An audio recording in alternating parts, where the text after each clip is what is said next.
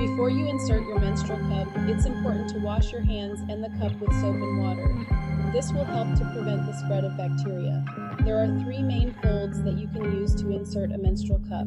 The C fold is the most common fold, and it's easy to do. Just fold the cup in half so that it resembles a C shape. The punch down fold is another popular fold. To do this fold, push the rim of the cup into the center of the cup. The 7 fold is a more advanced fold that can be helpful for people with a low cervix.